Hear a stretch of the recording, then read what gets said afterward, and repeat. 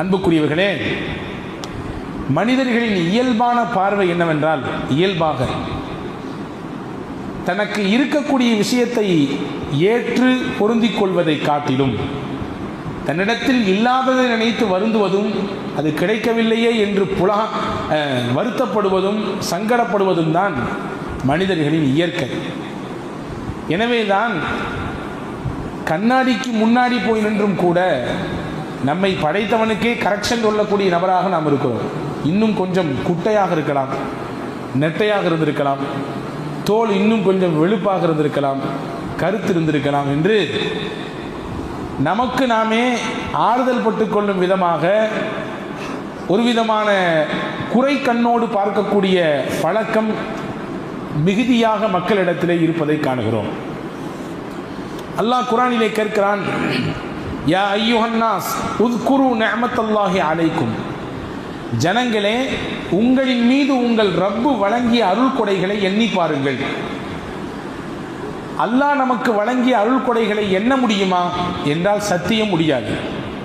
நான் என் பிள்ளைக்கு பார்த்து பார்த்து செய்து கொடுத்த காரியங்களை எல்லாம் ஒரு கட்டத்திற்கு பிறகு எண்ணி சொல்லலாம். நான் உன்னை எப்படி வளர்த்தேன், எப்படி கஷ்டப்பட்டேன், உனக்கு என்னவெல்லாம் செய்து கொடுத்திருக்கிறேன், நீ படிக்கிற பொழுது பட்ட சிரமம் என்ன, உனக்கு வேலை வாய்ப்புக்காக வேண்டி நான் பட்ட கஷ்டங்கள் என்ன, அவமானங்கள் என்ன, தலைக்குனிவுகள் என்ன என்று நீண்ட பட்டியலை நம் பிள்ளையின் வளர்ப்புக்காக வேண்டி நாம் பட்ட சிரமங்களை எல்லாம் கூட ஒரு பட்டியலிடலாம். ஆனால் அல்லாஹ் நமக்கு வழங்கிய அருளை பட்டியலிட முடியுமா என்றால் முடியாது. வயின் தஉது நிஅமத்தல்லாஹி லா துஹ்ஸூஹா, அல்லாஹ் சொல்கிறான், உங்களுக்கு இறைவன் வழங்கிய அருளை நீங்கள் என்ன நினைத்தால் உங்களால் எண்ணி முடிக்க முடியாது, உங்களால் ஒரு கட்டுக்குள்ளே அதை கொண்டு வர முடியாது என்று அல்லாஹ் சொல்கிறான். எனவேதான் அல்லாஹ் சொல்கிறான், உங்களுக்கு வழங்கிய அருளை நீங்கள் நினைத்து பாருங்கள். ஹல் மின் ஹாலிகின் கைருல்லாஹி யர்ஸுக்கும் மினஸ் ஸமாஇ வல் அர்த். அதி அற்புதமான ஒரு கேள்வியை நமக்கு முன்னால் அல்லாஹ் வைக்கிறான். வானிலிருந்தும் பூமியிலிருந்தும் ரிசுக்கை வழங்கக்கூடியவன் அல்லாஹ்வை தவிர்த்து உங்களுக்கு வேறு யாராவது உண்டா என்று கேட்கிறான். ஆமாம், உண்டா? நம் உழைப்பு, திறமை, நம்முடைய ஆக்கம், கஷ்டம் எல்லாம் ஒருபுறம், ஆனால் அதற்கெல்லாம் கூலியாக ரிசுக்கை அல்லாஹ் அல்லவா வழங்குகிறான். அதற்கு ரசூலுல்லாஹி ஸல்லல்லாஹு அலைஹி வஸல்லம் அதி அற்புதமாக சொல்வார்கள், ஒரு மனிதன் இறைவனுக்கு நன்றி உள்ள மனிதனாக ஆக வேண்டும் என்று நினைத்தால் ஒரு பண்பு மட்டும் அவரிடத்தில் இருந்தால் போதும். உன்துரு இலாமன் அஸ்ஃபல மின்கும், உங்களிலே உங்களை விட கீழ்நிலையில் இருக்கக்கூடிய மனிதர்களை பாருங்கள் போதும். உங்கள் பொருளாதாரத்தில், உங்கள் உடல் நல்ல ஆரோக்கியத்தில், இன்ன பிற விஷயங்கள், உலகம் சார்ந்த விஷயங்கள் அனைத்திலும் உங்களுக்கு கீழ் உள்ள மக்களை பாருங்கள். வலா தன்துரு இலா மன் ஹுவ ஃபௌககும், உங்களுக்கு மேலே இருக்கக்கூடியவர்களை பார்க்க வேண்டாம். அப்படி பார்த்தால் நீங்கள் இறைவனுக்கு உள்ளபடியே நன்றி செலுத்தக்கூடிய மனிதராக மாறுவதற்குரிய வாய்ப்பு கிடைக்காமல் போய்விடும். ஆமாம், ஒரு அழகாக சொன்னான், வாகனத்தில் போக முடியவில்லையே என்ற வருத்தம் தான். வாகனத்தில் போகக்கூடிய நபர்களை எல்லாம் பார்த்து பார்த்து நான் புழுங்கியிருக்கிறேன். அவெல்லாம் பைக்கில் போகிறான், காரில் போகிறாரு, நமக்கு ஒரு கார் இல்லையே, பைக் இல்லையே என்று புழுங்கியிருக்கிறேன். எதுவரை தெரியுமா? நடப்பதற்கு காலே இல்லாத மனிதரை பார்க்கும் வரை. நடப்பதற்கு காலே இல்லாத மனிதரை பார்த்தவுடன் நான் விளங்கிக் கொண்டேன், காலை எனக்கு அல்லாஹ் தந்திருக்கிறான், கார் தராவிட்டால் பரவாயில்லை. எனவே உலக விஷயத்திலே நீங்கள் உங்களுக்கு கீழ் உள்ளவர்களை பாருங்கள். அப்படி பார்த்து பழகினால் உங்களை படைத்த ரப்புக்கு நன்றி செலுத்தக்கூடிய எண்ணம் உங்களுக்கு பிறக்கும். உங்களுக்கு மேல்நிலையில் இருக்கக்கூடிய மனிதர்களை பார்த்து பார்த்து நீங்கள் புழுங்கினால் இறைவனுக்கு நன்றி செலுத்தக்கூடிய எண்ணம் வராது. சொல்லப்போனால் நன்றி மறுப்பு உங்கள் உள்ளத்திலே நீங்கள் நினைக்காமலேயே விதைக்கப்படும், தூவப்படும் என்றார்கள் நபிகள் நாயகம் ஸல்லல்லாஹு அலைஹி வஸல்லம். உலகத்தில் சின்ன சின்ன விஷயங்களுக்காக வேண்டி நாம் நன்றிகளை பரிமாறிக்கொள்கிறோமே. ஒருவர் அன்பளிப்பு தருகிறார், வாங்கிவிட்டு என்ன சொல்கிறோம்? ஆங்கிலத்திலோ தமிழிலோ நன்றி, தேங்க்ஸ் என்கிறோம் இல்லையா? தட்டு தடுமாறி கீழே விழ போனோம், ஒருவர் கைதாங்கி பிடித்து விட்டார், ரொம்ப நன்றிங்க, நீங்கள் பிடிக்கலன்னா கீழே விழுந்திருப்பேன், கை கால் சிராய்ப்பு ஏற்பட்டு இருக்கும். சொல்றோம் இல்லையா? ஒரு விஷயம் நம்மிடத்திலே இருந்த முக்கியமான பொருள் காணாமல் போய்விட்டது, தேடி அலைகிறோம். அது இல்லை என்றால் அடுத்து நகர்வே மிகப்பெரிய சிரமம் என்ற நிலையில் இருக்கிற பொழுது ஒருவர் திடீரென்று எடுத்துக்கொண்டு வந்து கையில் கொடுக்கிறார். ஏங்க நீங்கள் விட்டுட்டு போயிட்டீங்கண்ணே, உங்கள் இதுதான் என்று நான் உணர்ந்து எடுத்துக்கொண்டு தந்தேன், ரொம்ப நன்றிங்க. இது இல்லைன்னா இன்னைக்கு அடுத்து அவ்வளோதான், ரொம்ப பெரிய கஷ்டம். சொல்கிறோமா இல்லையா? நம்மிடத்திலே இழந்ததையோ அல்லது நாம் தடுமாறுகிற பொழுது கைதாங்கி பிடிக்கக்கூடிய சூழலிலோ அல்லது நாம் விரும்பிய ஒன்றை நமக்கு ஒருவர் அன்பளிப்பு செலுத்துகின்ற நேரத்திலோ ஏதோ ஒரு விதத்தில் பிறரிடத்திலிருந்து ஒரு விஷயத்தை பெற்றுக்கொள்கிற பொழுது இயல்பாகவே அவருக்கு நன்றி செய்ய வேண்டும், அவருக்கு அன்பளிப்பை தந்தவருக்கு நன்றி செலுத்த வேண்டும், கைதாங்கி பிடித்தவருக்கு உபகாரமாக நன்றியை உரித்தாக்க வேண்டும் என்ற எண்ணம் பிறக்கிறது. படைத்தவனுக்கு நாம் எத்தனை முறை உண்மையான நன்றியுள்ள அடையாளர்களாக இருந்திருக்கிறோம் என்பதை யோசித்து பார்க்க வேண்டிய கடமை இருக்கிறது. உமர் ரலியல்லாஹு அன்ஹு தோழர்களோடு பயணிக்கிறார்கள். வீதியின் ஓரத்திலே ஒருவர் முடமாகி கிடக்கிறார். கண் பார்வை இல்லை, காது கேட்கவில்லை, உடலெல்லாம் குஷ்டரோகினால் புண்ணும் சீலும் சகதியுமாக, சீலும் உடம்பிலிருந்து ஒரு விதமான துர்வாரை வீசக்கூடிய நீரும் வடிந்தோடி கொண்டிருக்கிறது. வீதியின் ஒரு ஓரத்திலே முடங்கி போய் கிடக்கிறார். ஹஜ்ரத் உமர் ரலியல்லாஹு அன்ஹு இருந்த தோழர்களை பார்த்து கேட்டார்கள், இந்த மனிதரிடத்திலே ஏதாவது அருள் கொடை உங்களுக்கு தெரிகிறதா என்று கேட்டார்கள். இறைவன் வழங்கிய அருள் கொடை ஏதாவது உங்களுக்கு தெரிகிறதா? கண்ணு தெரியல, காது கேட்கல, நடக்க முடியாது, கைகாலெல்லாம் பத்தாததுக்கு குஷ்டம், அதிலிருந்து ஏற்படக்கூடிய நாற்றம், சீல் எல்லாம். எல்லாரும் சொன்னாங்க, என்ன பாவம், பரிதாபம் தான் எங்களுக்கு மிச்சமாக தெரிகிறது, அவரை கண்டு நாங்கள் பரிதாபப்படுகிறோம், இப்படி இருக்கிறாரே என்று வருத்தப்படுகிறோம், எங்கள் கண்களுக்கு ஒன்றும் அருள் தெரியவில்லை என்று சொன்னார்கள். அதில் சையதுனா உமர் ரலியல்லாஹு அன்ஹு சொன்னார்கள், கொஞ்ச நேரம் பொறுங்கள், அவர் நன்றாக எந்த சிரமமும் இல்லாமல் சிறுநீர் கழிக்கிறாரா என்று பாருங்கள் என்றார்கள். கொஞ்ச நேரத்துக்கு பின்னாடி முடமாகி கிடந்தவர் எழுந்து சுய தேவையாக சிறுநீர் கழிக்க போனார். எந்த சிரமமும் இல்லாமல் கழித்து விட்டு வந்தார், மறுபடியும் படுத்து விட்டார். ஹஜ்ரத் உமர் ரலியல்லாஹு சொன்னார்கள், இந்த ஒன்று போதும் அல்லாஹ்விற்கு இவர் நன்றியுள்ள அடியாராக இருப்பதற்கு.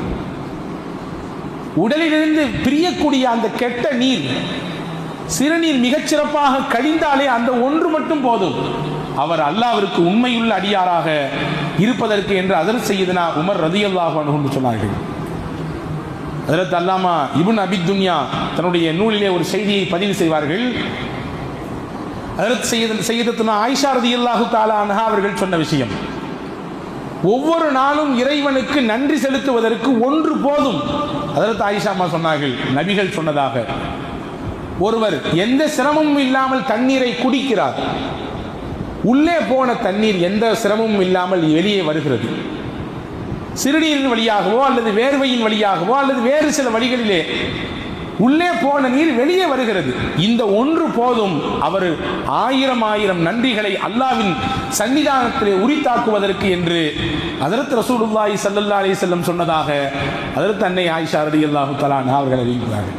யோசித்திருக்கிறோமா? சில விஷயங்கள் இலவசமாக நமக்கு கிடைக்கிறது, அதனுடைய மகத்துவமும் அதனுடைய ஆழமும் அதனுடைய முக்கியத்துவத்தையும் நாம் பெரிதாக விளங்கிக் கொள்ளாததின் விளைவு, அதிலே சிரமப்படுகிற பொழுது அதனுடைய அருளையும் அது இதுநாள் வரை கிடைத்த பாக்கியத்தையும் உணர்கிறோம்.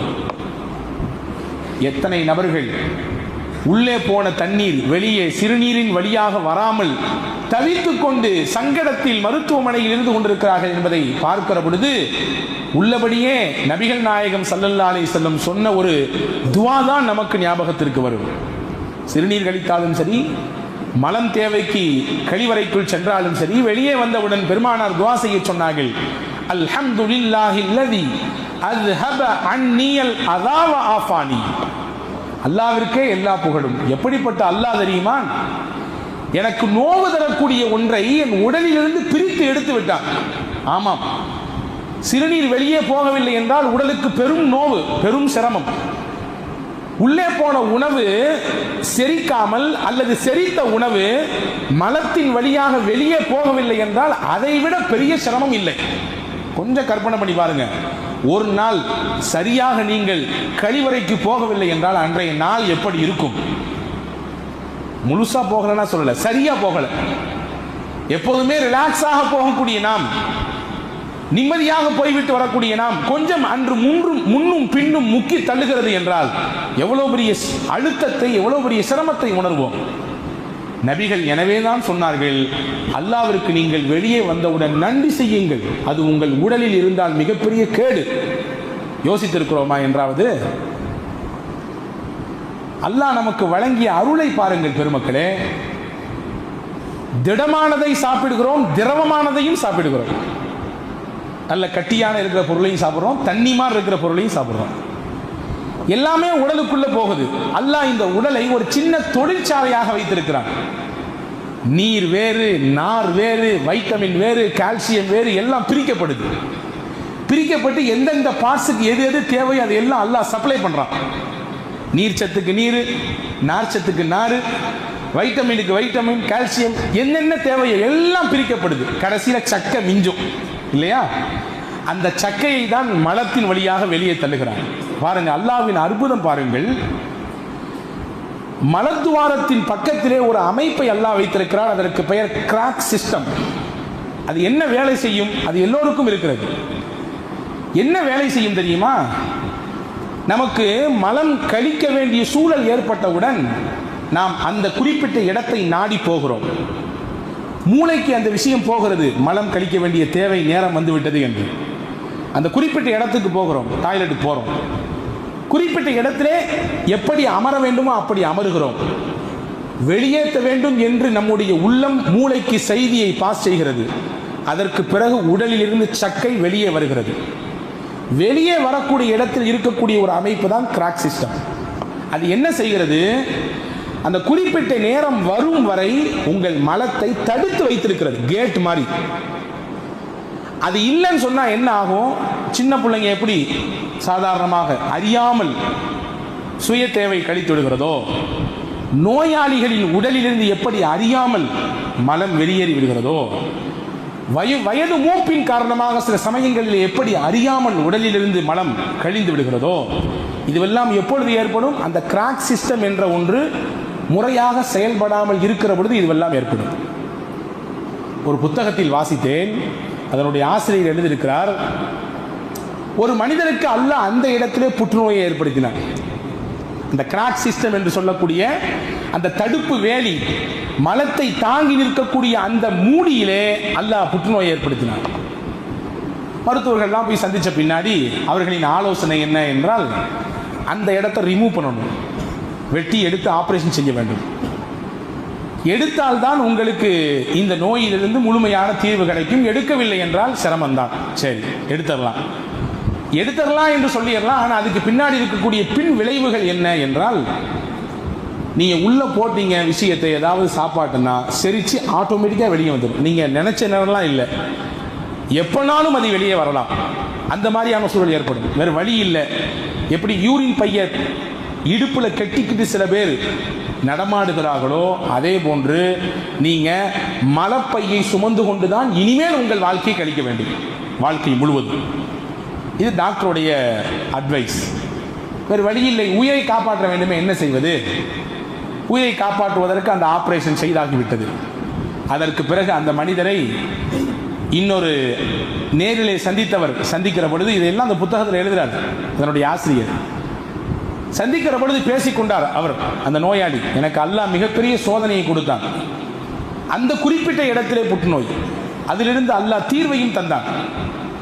ஆரோக்கியத்தை அதிலிருந்து வெளியாகிட்டேன், அந்த நோயிலிருந்து முழுமையாக வெளியாகிவிட்டேன். ஆனால் என்ன ஒரு பேர் வருத்தம் என்றால், என் உடலிலிருந்து வெளியான மலத்தை நான் சுமந்தபடியே நிற்கிற பொழுது இறைவனை வணங்க வேண்டும் ஒரு சூழல் எனக்கு ஏற்பட்டு போனது. மலத்தை வெளியாக்கிய நான் அதை சுமந்து கொண்டு நின்றவாறே இறைவனை வணங்கக்கூடிய சூழல் எனக்கு ஏற்பட்டு விட்டது என்று சொல்லுகிற பொழுது நெகிழ்ந்து போய் இந்த நிகழ்ச்சியை சொல்லிவிட்டு அந்த புத்தகத்தின் ஆசிரியர் சொல்கிறார், அல்லாஹ்வின் தூதர் கற்றுக் கொடுத்த துவா எவ்வளவு பெரிய ஆனந்தமிக்க துவா அது. அந்த பிரார்த்தனையில் எவ்வளவு உள்ளர்த்தம் இருக்கிறது. இந்த நிகழ்ச்சியை நீங்கள் மையப்படுத்தி இந்த துவாவை பாருங்கள். அல்லாஹ்வே, என் உடலுக்கு தீங்கை தரக்கூடிய மலத்தை என்னிடத்திலிருந்து எந்த கஷ்டமும் இல்லாமல் வெளியாக்கி விட்டாய், என்னிலிருந்து அது பிரிந்து விட்டது. உனக்கே எல்லா புகழும். என்னிடத்தில் தங்கி இருந்தால் இது எனக்கு எவ்வளவு பெரிய நோவு, எவ்வளவு பெரிய கஷ்டம், எல்லாவற்றையும் நீக்கிவிட்டாய் அல்லாஹ், உனக்கே எல்லா புகழும் என்று சொல்லக்கூடிய அந்த துவாவையும் இந்த நிகழ்ச்சியும் ஒப்பிட்டு பார்த்தேன். நான் ஒரு கணம் அதிர்ந்து போய்விட்டேன் என்று அந்த நிகழ்ச்சியை பதிவு செய்கிற பொழுது ஆசிரியர் எழுதுகிறார். அன்புக்குரிய சகோதரர்களே, இப்படி ஒவ்வொரு நாளும் எத்தனை எத்தனை அருள் கொடைகளை அல்லாஹ்வின் புறத்திலிருந்து நாம் சுவாசித்துக் கொண்டிருக்கிறோம். என்றாவது யோசித்ததுண்டா? நான் ஆரம்பத்தில் சொன்னேன், இலவசமாக சில விஷயங்கள் கிடைக்கிற பொழுது அதனுடைய மகத்துவமும் அதனுடைய பொக்கிஷமும் விளங்குவதற்கு நம்முடைய சிந்தனை நேரம் கொடுப்பதில்லை. கபிர்ஸ்தானுக்கு போனால் கபிர்ஸ்தானுக்கு போனால் மௌத்தினுடைய சிந்தனை வரும் என்றார்கள் பெருமானார், இல்லையா? ஜுருஹா ஃபஇன்னஹா துதக்கிருல் ஆகிரா.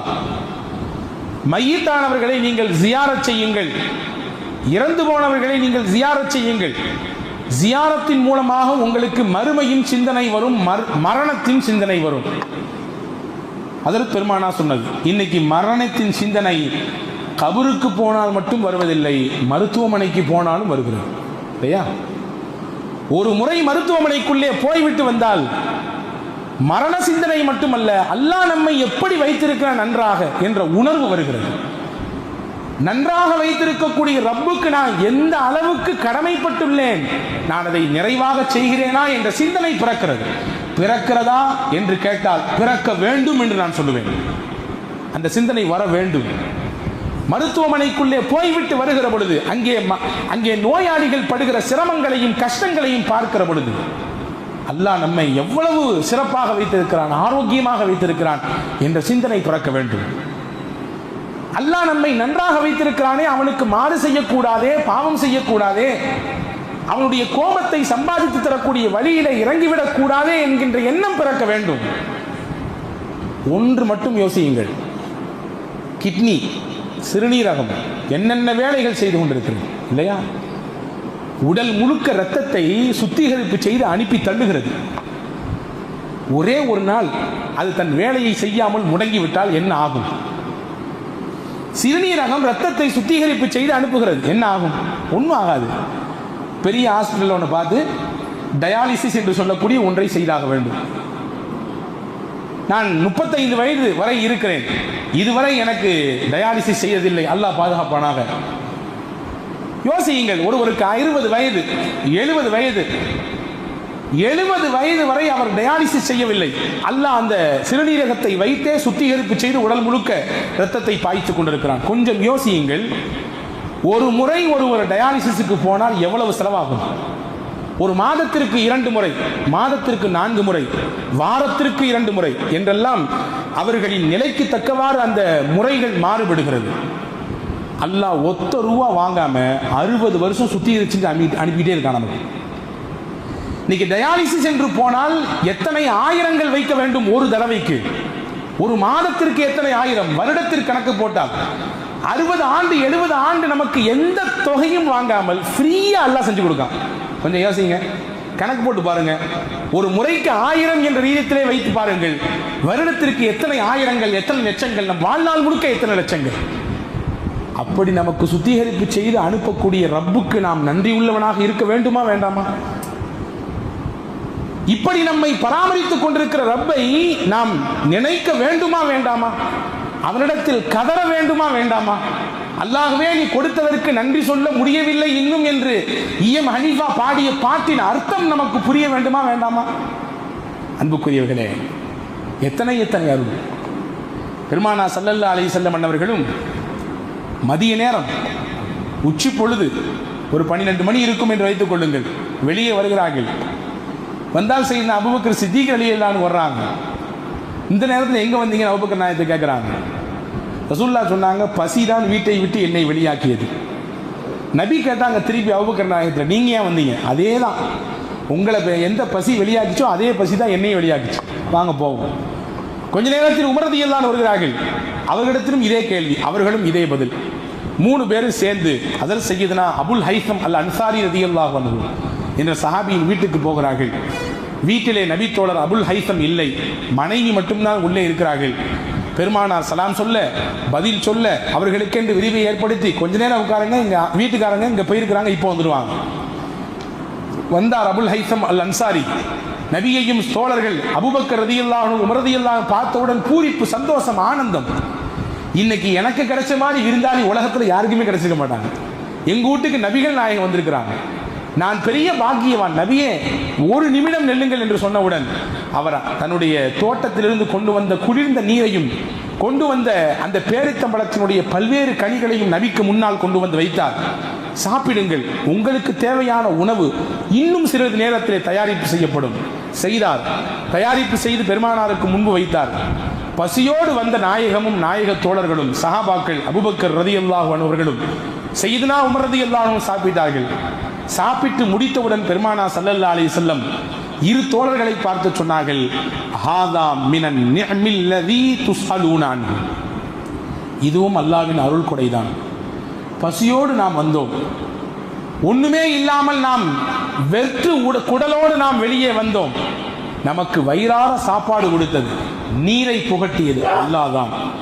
இதை பற்றியும் நாளை அல்லாஹ்விடத்திலே நீங்கள் விசாரிக்கப்படுவீர்கள், இதை பற்றியும் நாளை அல்லாஹ்விடத்திலே விசாரிக்கப்படுவீர்கள் என்று சொன்னார்கள். ஹதீஸ் தொடர்கிறது. அங்கே உள்ளே இருந்த அந்த பெண்மணி அபுல் ஹைசம் ரலியல்லாஹுடைய மனைவி சொன்னாங்க, யார் சொல்லா ஏதாவது எங்களுக்கு துவா செய்யுங்க, உங்க துவாவுக்காக வேண்டிதான் இதெல்லாம். அப்பதான் ஸல்லல்லாஹு துவா செஞ்சாங்க, அக்கல தஆமுக்குமுல் அபரார் வ ஸல்லத் அலைக்குமுல் மலாயிகா வ அஃப்தர இந்தக்குமுஸ் ஸாயிமூன்.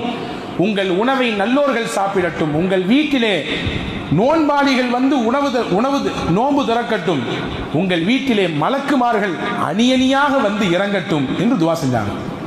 இந்த துவா அல்லாஹ் கொடுத்த அருளுக்கு ஒரு சின்ன நன்றி கடனாக மாறுகிறது என்று பெருமானார் ஸல்லல்லாஹு அலைஹி வஸல்லம் செய்கையின் மூலமாக செய்து காண்பித்து போனார்கள். எத்தனை எத்தனை உணவுகளை அல்லாஹ் வகை வகையாக நமக்கு கொண்டு சேர்க்கிறான், நினைத்து பார்க்கிறோமா?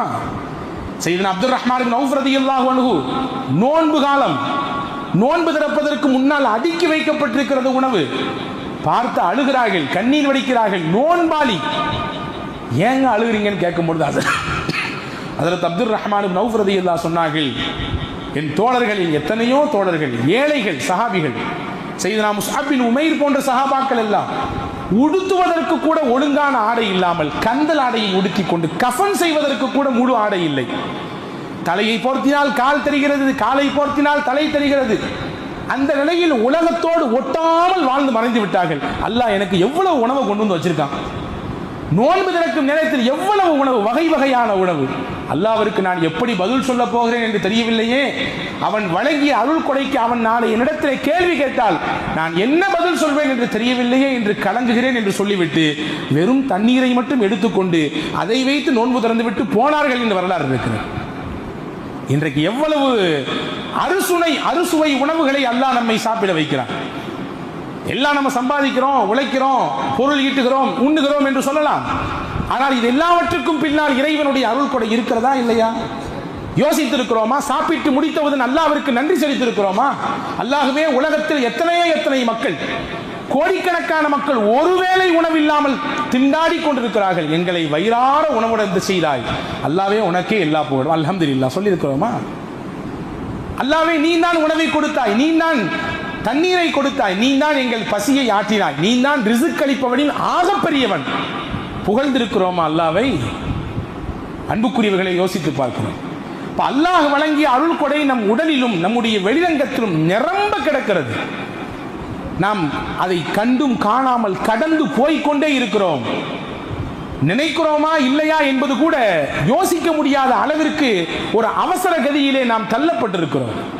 பெருமானார் ஸல்லல்லாஹு அலைஹி வஸல்லம் அன்னவர்கள் ஒரு இரவின் நடுநிசி நேரம் அன்னை ஆயிஷா ரலியல்லாஹு தஆலா அன்ஹா அவர்களின் வீட்டிலே நபிகள் தங்கியிருக்கிறார்கள். ஹஜ்ரத் ஆயிஷா அம்மாவும் நபிகளும் மட்டும்தான் வீட்டில் உண்டு, வேறு யாரும் இல்லை. தன் உள்ளத்திற்கு இணக்கமான, தன் கல்புக்கு நெருக்கமான துணைவியார் அன்னை ஆயிஷாவுக்கு பக்கத்தில் பெருமானார் இருக்க, கணவன் மனைவி என்ற புரிதலோடு அவர்களின் இல்லற வாழ்க்கை சந்தோஷத்தின் உச்சத்தில் போய்க் கொண்டிருக்க, இரவின் மத்திய பகுதியில் பெருமானார் எழுந்தார்கள். எழுந்து நீண்ட நேரம் தொழுதார்கள். ஹஜ்ரத் அன்னை ஆயிஷா ரலியல்லாஹுவிற்கு ஒரு புறம் ஆனந்தம், தனக்கு கிடைத்த பாக்கியம், மறுபுறம் தன் கணவனோடு கிடைத்த சொற்ப நேரத்தை முழுமையாக அவர்களோடு நாம் சந்தோஷமாக ஆனந்தமாக இருப்பதில் கழிக்க முடியவில்லையே என்ற வருத்தம் மறுபுறம். நபியிடத்தில் வாய்விட்டே கேட்டார்கள், நபியே நாயகமே, உங்கள் பாவத்தை எல்லாம் அல்லாஹ் மன்னித்து விட்டானே, நீங்கள் முன்பின் பாவங்கள் மன்னிக்கப்பட்ட புனிதராச்சே, நபியே நீங்கள் ஏன் இப்படி கால் வலிக்க நின்று வணங்க வேண்டும்? இது பரவான கடமை அல்லவோ? இரவின் நடுநிசி நேரத்திலே மையப்பகுதியிலே எழுந்து எல்லாரும் உறங்கிக் கொண்டிருக்கிற பொழுது நீங்கள் எழுந்து தொழ வேண்டும் என்ற அவசியம் என்னவோ என்று கேட்கிற பொழுது ஹஜ்ரத் சையதுனா முஹம்மதுன் ரசூலுல்லாஹி ஸல்லல்லாஹு அலைஹி வஸல்லம் சொன்னார்கள், அஃபலா அன் அகூன அப்தன் ஷகூரா, என்னை படைத்த ரப்புக்கு நான் நன்றி உள்ளவனாக இருக்க வேண்டும் என்று விருப்பப்படுகிறேன். நன்றி உள்ளவன் என்பதின் வெளிப்பாடுதான் அவனை வணங்குகிறேன், நிற்கிறேன், அவனுக்கு முன்னால் பேசுகிறேன், இறை வசனத்தை ஓதி அவனிடத்திலே மன்றாடுகிறேன். இதுவெல்லாம் எதன் வெளிப்பாடு? நான் அவனுக்கு நன்றி உள்ளவனாக இருக்கிறேன். அன்புக்குரிய சகோதரர்களை யோசித்து பார்க்கிறோம். எனவே அந்த நன்றி உள்ள தன்மை என்பது நம்முடைய வாழ்க்கையில் வெளிப்பட வேண்டும். ஒன்றை நினைத்தால் போதும். நாம் உலகத்தை இந்த கண்ணால் பார்க்கிறோம், நாம் நினைத்ததை பார்க்கிறோம், நினைத்தவாறு இந்த கண்களை திருப்புகிறோம். இந்த ஒன்று போதும் இறைவனுக்கு ஆண்டாண்டு காலம் அல்லாஹுவின் சன்னிதானத்திலே மன்றாடுவதற்கு, கதறுவதற்கு. வரலாற்றிலே வருகிறது, ஹாக்கிமிலே முஸ்ததரக் ஹாக்கிமிலே இந்த ஹதீஸ் பதிவாக இருக்கிறது. நபிகள் நாயகத்திலே ஜிப்ரீல் அலைஹிஸ்ஸலாம் வந்து சொன்ன செய்தி இது. ஒருவர் வாழ்ந்தார், 500 ஆண்டுகள் வாழ்ந்தார், நிறைய வணக்க வழிபாடுகள் செய்தார், மலை உச்சியிலே போய் தனியாக வாழ்ந்தார். அவருக்கு பசி ஏற்பட்டால் கீழே இறங்கி வருவார், அங்கே ஒரு மாதுளை பழம் இருக்கும் மரம், அதிலிருந்து சில பழங்களை எடுத்து சாப்பிடுவார். தண்ணீர் குடிப்பதற்கு மதுரமான தண்ணீர் அங்கே சுனை ஊற்று ஓடும், அதை எடுத்து குடிப்பார். குடித்துவிட்டு மறுபடியும் போவார், வணங்குவார், வழிபடுவார். அவரின் கோரிக்கை எல்லாம் ஒன்றே ஒன்றுதான், இறைவா, என்னை நீ சஜிதா செய்த நிலையில் மௌத்தாக்க வேண்டும், உன்னை வணங்கிக் கொண்டிருக்கிற பொழுது எனக்கு மரணம் வர வேண்டும் என்று அல்லாஹ்விடத்திலே கேட்டுக்கொண்டே இருந்தார். அல்லாஹ் அவர் கோரிக்கையை நிறைவேற்றினார். சஜிதா செய்யக்கூடிய நிலையிலேயே அவருக்கு மரணமும் வந்தது. மறுமையிலே தூக்கி நிப்பாட்டுவான், எழுப்பி கேட்பான். நல்ல வணக்க வழிபாடுகள் செய்தார், எல்லாம் சரிதான், இப்பொழுது என் அருளை கொண்டு நீ சொர்க்கத்திற்கு போ என்று சொல்லுவான். அவர் சொல்லுவார், 500 ஆண்டுகள் நான் நன்மை செய்திருக்கிறேன், அவ்வளவு வணக்க வழிபாடுகள் என் கையில் இருக்கிறது, நான் செய்த நன்மைகள் என்ன, தொழுத தொழுகைகள் என்ன, ஓதிய திலாவத் என்ன, செய்த தான தர்மங்கள் என்ன, அவ்வளவு கொச்சு கொச்சாக இருக்குது என்னிடத்தில், என் அமல்கள் என்று கேட்பார். அல்லாஹ் சொல்லுவான், என் ரஹ்மத்தை கொண்டு போ என்பான். மறுபடியும் கேட்பா, என்னுடைய அமல் என் ரஹ்மத்தை கொண்டு போ என்று அல்லாஹ் சொல்லுவான். என்னுடைய அமலுக்கு அப்ப என்னதான் பலன்? அல்லாஹ் சொல்லுவான், ஜிப்ரீலை கூப்பிட்டு அவர் செய்த 500 ஆண்டுகால நன்மைகளை எடுத்து வையுங்கள், அவருக்கு நாம் வழங்கிய கண் என்ற அந்த பொக்கிஷத்தை எடுத்து இன்னொரு தட்டில் வையுங்கள், எது கனமாக இருக்கிறது என்று பார்ப்போம் என்பான். ரெண்டும் தூக்கி நிறுக்கப்படும். அவருடைய கண் மட்டும் நிறத்தில் நிறுவையில் தாழ்ந்து போய்விடும். அவர் செய்த 500 ஆண்டு நன்மைகள் அப்படியே மேலே போய்விடும். ஜிப்ரீல் சொல்லுவார், யா அல்லாஹ், நீ இந்த மனிதருக்கு கொடுத்த இந்த கண் மட்டும் இவர் 500 ஆண்டுகள் செய்த நன்மைக்கு ஈடாக இல்லை. இன்னும் இவருக்கு உடல் இருக்கிறது, உடலிலே உறுப்புகள் இருக்கிறது, உடலில் உறுப்பின் செயலாக்கம் இருக்கிறது, இவர்களுடைய வெளிரங்க அந்தரங்க வெளிரங்க அருள் கொடைகள் இருக்கிறது, கொடுத்த சாப்பாடு இருக்கிறது, செய்த வேலைகள் இருக்கிறது, என்னென்ன இருக்கிறது.